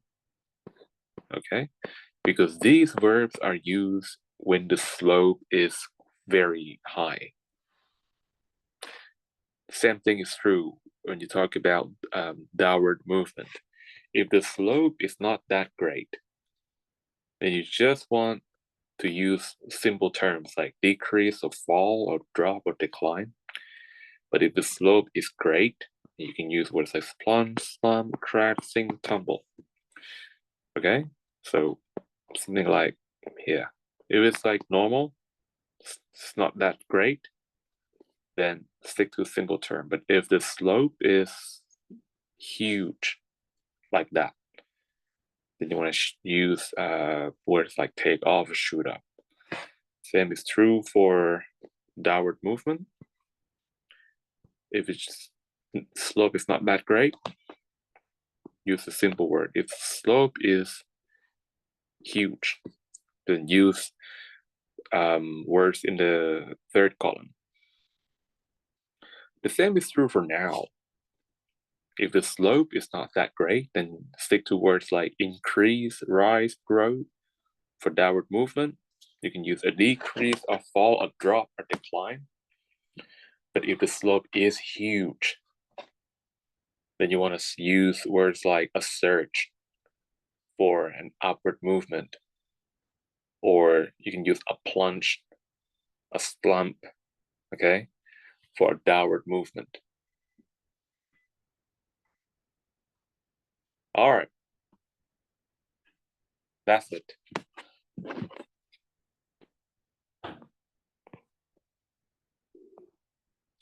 Now let's talk a little bit about change in direction. Okay, a change in direction takes place when numbers have taken a turn to go from upward movement to a downward movement. So it might be increasing for some time and it say, okay, I've had enough. I'm tired. Okay, I'm changing the slope now. All right, so instead of going up, the number is going down. Now, when that happens, you will have what we call a summit or a peak, like that. Okay, so to highlight that characteristics, you can use words in the next column.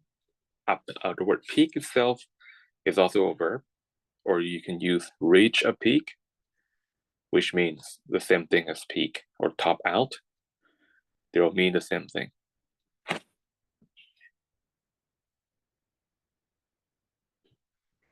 Okay, likewise, if certain number was going down for quite some time, and I decide to say, okay, it's time for me to get back up. All right, I'm had enough of being a loser. Have to get back up. Then it will reach a low point. All right, that's angle at the bottom. It's called a low point. Now, when you say something's rebound or revive, you're actually talking about the arrows on the right-hand side, okay? So rebound, revive, recover, they mean the same thing as going up. But some things actually is going up after it has fallen. Okay? That's it.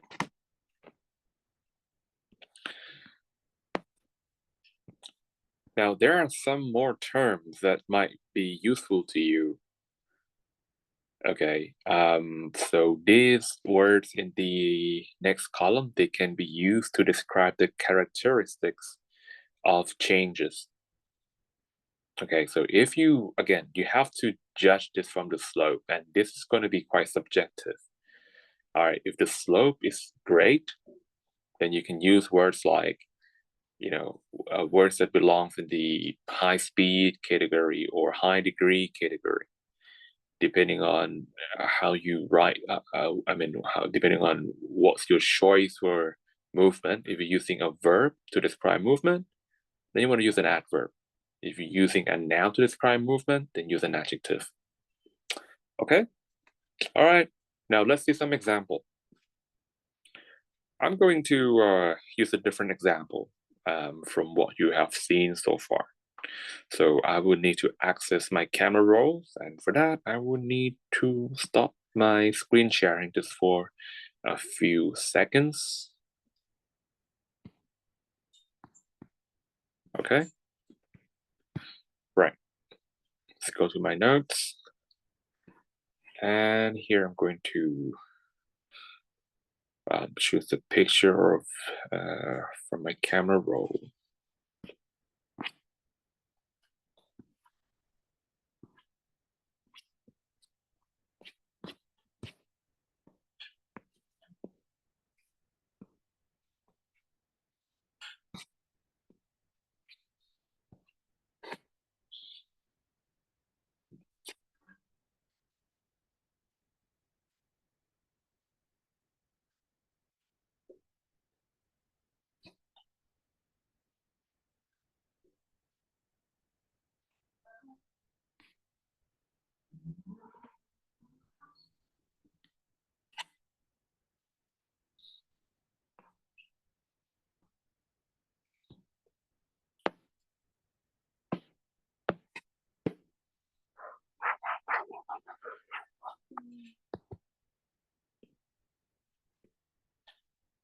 All right.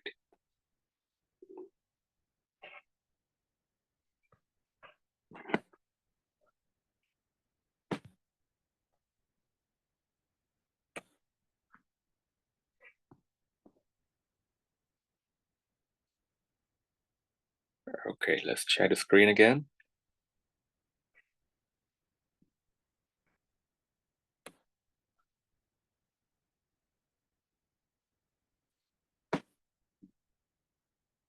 Okay, here we go. So we are looking at a line graph that represent US energy consumption by different fuel sources. Okay, so let's say I want to describe this change.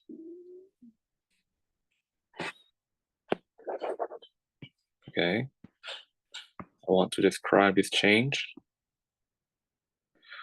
of this blue line, right? Starting from 1980 to perhaps 2005.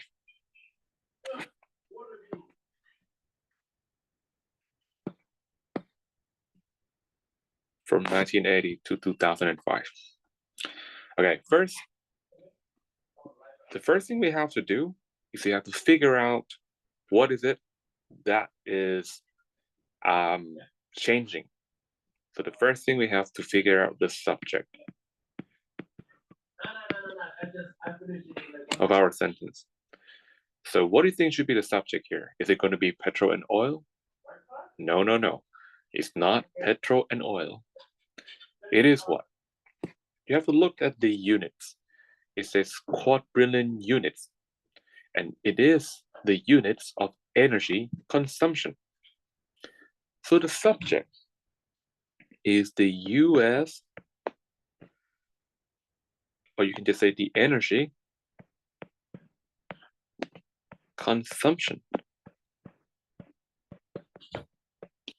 Okay, so every single line here represents energy consumption. And I hope you know what they mean by energy consumption. Energy here, we talk about electrical energy, right? Like every month you get a bill from the electrical authority regarding the amount of unit of energy that you have consumed, okay? And you have to pay accordingly. So the energy consumption is the subject here, but the blue line is distinguished from the other lines by the source that they use to produce electricity. So the energy consumption here is actually the energy consumption from or by petrol and oil.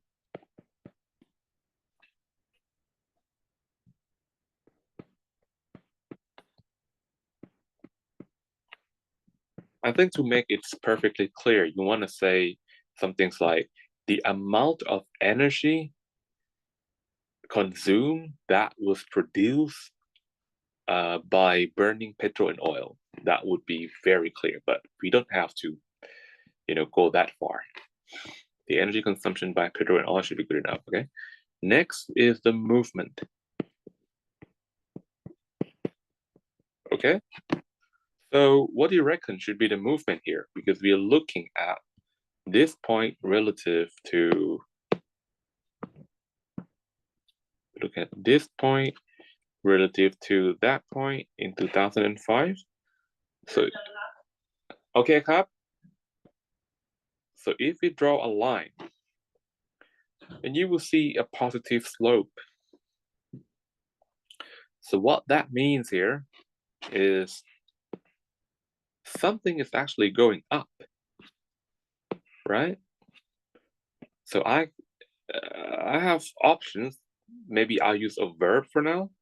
I'm going to use the word increase, but I'm using it as a verb. Next.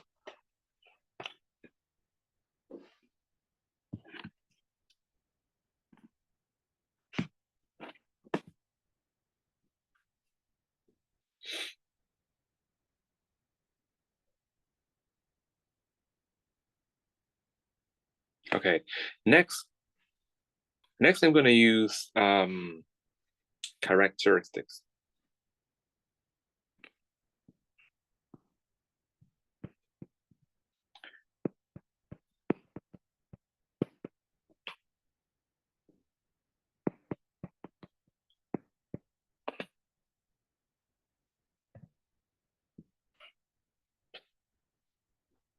So as far as characteristic is concerned, I have to think about how fast do I think this is changing. Right, then it's not perfectly a linear change. Okay, it's not a linear movement. It's a little bit more erratic. I'm going to be using words like erratic, erratically. So erratic means not steady, right? Because it's not changing at a uniform rate. So erratically. Because since I'm using increase as a verb, I have to use erratically as an adverb. Next. Okay, so we have subject, we have movement, we have characteristics. Next thing we can add to our sentence would be the difference.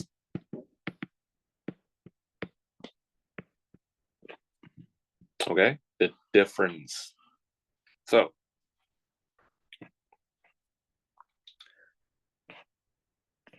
what would be the difference? In this case, we talk about the difference in the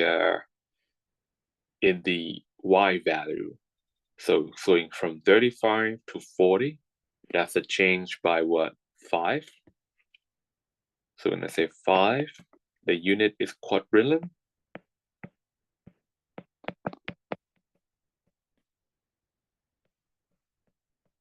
Units. That's the difference. Next, we can also add duration.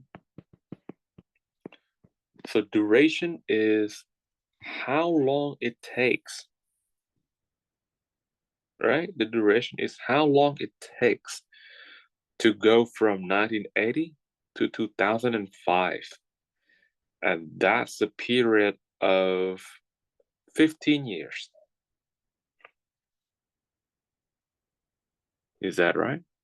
Wait a minute. So 2005, 25 years.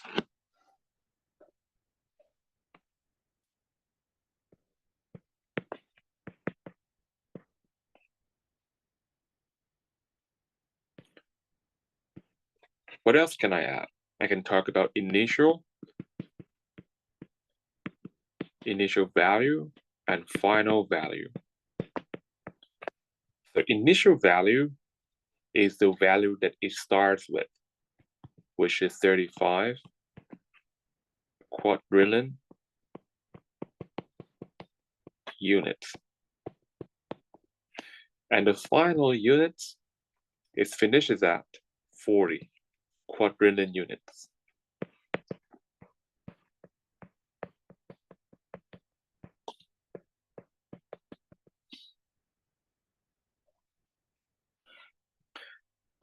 Now let's talk about when it begins and when it finished, start and stop. So it started at, in 1980, when it starts, right? And it finishes in what? 2005. All right. I think we have everything we need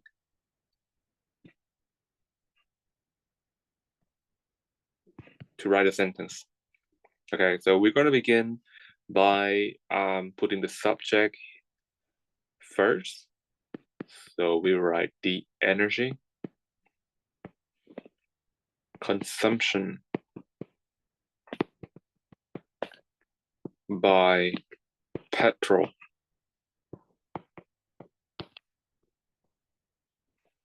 and oil.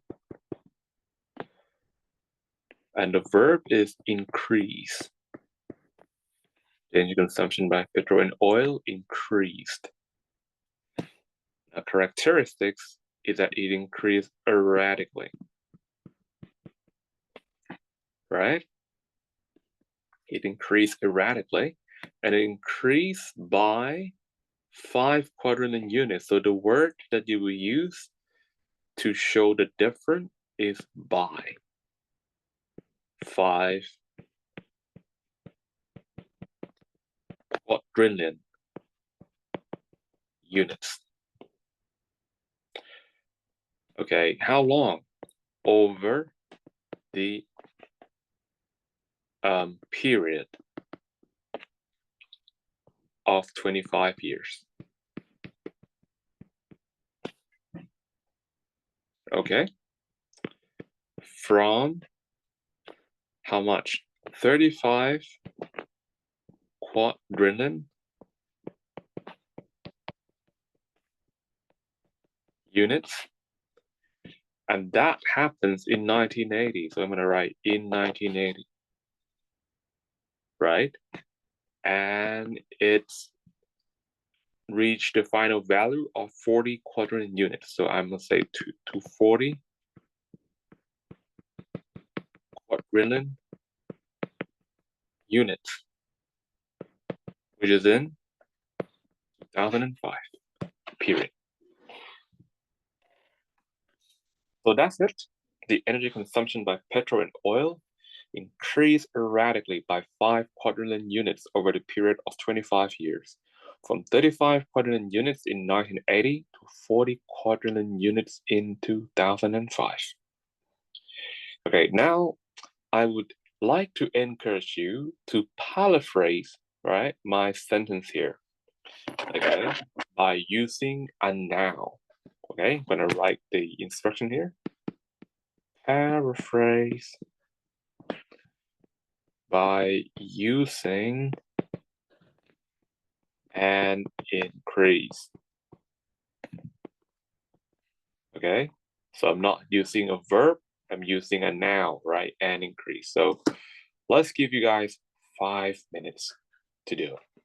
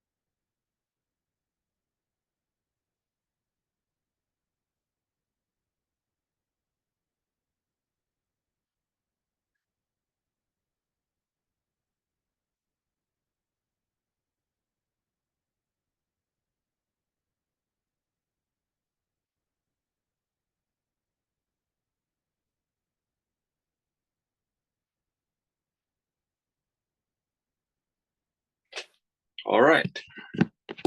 So how can we do it? Well, we can't just say the energy consumption of petrol, oil, and increase, right? We can't do that.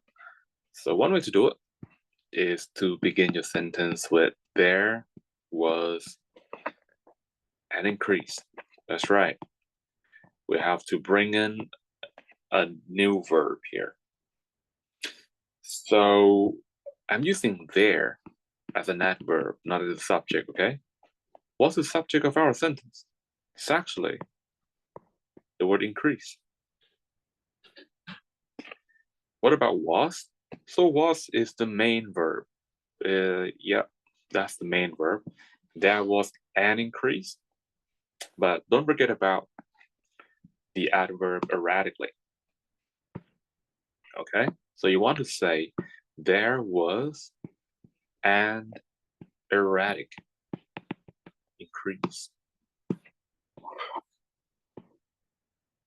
Okay, there was an erratic increase. All right, and the rest will just, be in the same spot. So there was an erratic increase, what, in the energy consumption by petrol and oil. All right, and I can just copy the rest.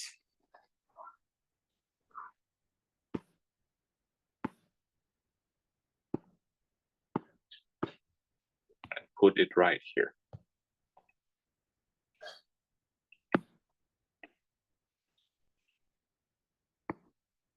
By 5 quadrillion units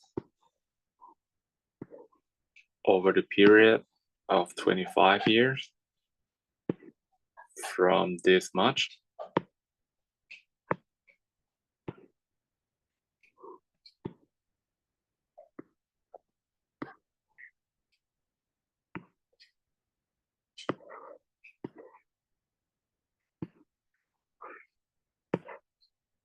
That's it. All right, so that's all you have to do. All right, so it's not that bad. Let's get back to the lesson. Okay, so far we have covered 2 fundamentals, right? You guys know how to interpret the graphic information. You know how to describe changes. The next thing we're going to do is to make comparisons. Right, we're going to learn how to make some good comparisons.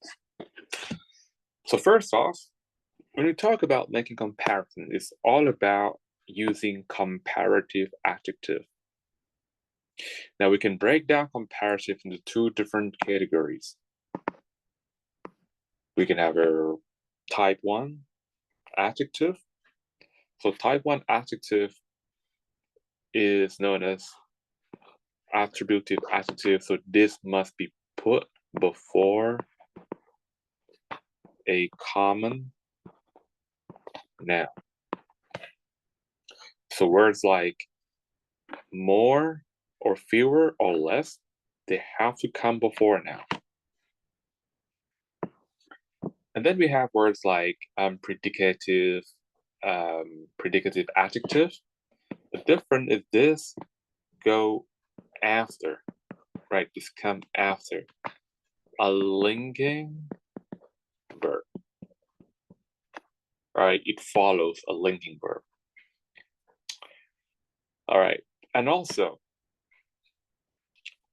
you don't want to use common nouns like in any nouns with this adjective because of the collocation reasons.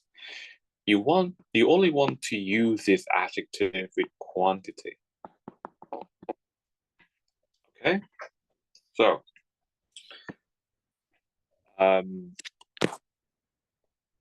if you go back to type 1 here, adjective can be classified further into 3 different forms, right? Normal form, we have much, many, few, little. Now we don't like to use this form that much in our writing because it's making an unsubstantiated assertion or a claim that cannot be justified. Because when we say, hey, I have much money, or I have many cars, it's subjective, right? It's subjective. It cannot be proven. So we don't like to use something that cannot be justified or proven in our task one. Instead, we'll be using comparative form. Yeah, more likely, and also superative form. So what's the difference in comparative form and superative form? When you're using comparative form, you are comparing only two quantities to see which one is bigger than the other. But when we're using superative, we need to have at least three different quantities. Okay? And based on our comparison, we should be able to see which quantity is the largest. That's when we use superative. Okay. Now let's have a look at some, maybe let's use the example of the previous graph that we just learned to describe change. If I come back here and I want to make a comparison between how much the power was consumed from petrol and oil compared to natural gas. So we're looking at this two spot right here. I'll put a mark for you. So that right there, and that right there. So we're comparing, right? So first off, before we bring in the adjective, let's just try to interpret first. So what happened at the first red spot, right, at the 35? So what happened here is, since it's happened in the US, and I would say the Americans, right? The Americans, they consume some electrical energy, and they consume how much? They consume 35 quadrillion units of energy. And don't forget that this energy comes from petrol and oil.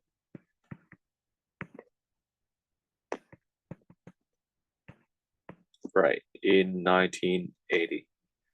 The American consumed 35 billion units of energy from petrol and oil in 1980.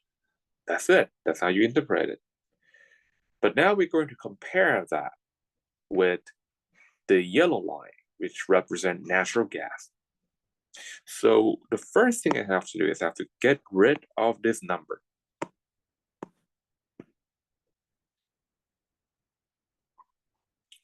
And I have to replace it with an adjective. Now, which is greater, petrol and oil or natural gas? It's petrol and oil, isn't it? So I will replace that number by the adjective more. Okay? And I'm going to put that now right here. So American consume more energy. I'm using comparative adjective with a noun energy. Okay, the American consume more energy, and we're going to put back this its complement from petrol and oil. Okay, but in 1980, I'm going to remove that from the sentence just for this moment because it's going to describe the entire thing.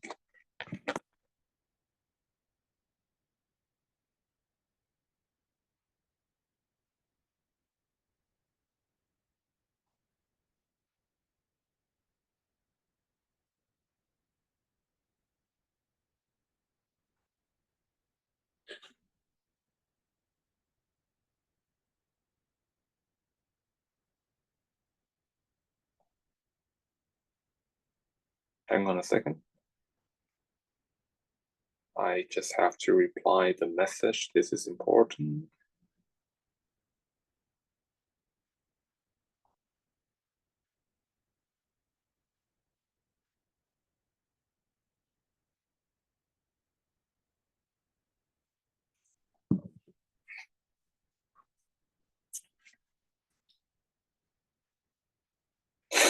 the American consumes more energy from petrol and oil than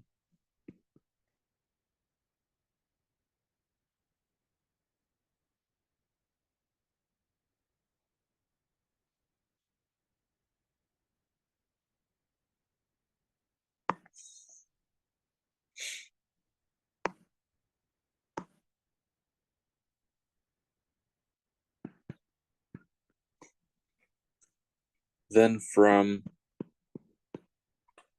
natural gas,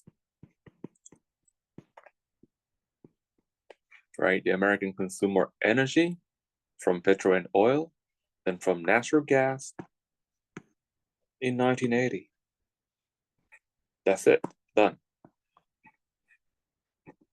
Okay, so that's how you do it. So everything starts with the correct interpretation, and then when you compare, you just get rid of a number and replace it with comparative adjective, and then you add coordinated than to join it to the other sentence. That's it. The American consume more energy from petrol and oil than from natural gas in 1980. Okay, so I like to wrap up today, okay, which is how to use comparative adjectives to make comparisons. And we will continue with more of this in our next session. Okay, so I would like to thank you very much for your attention, and I hope to see you next time.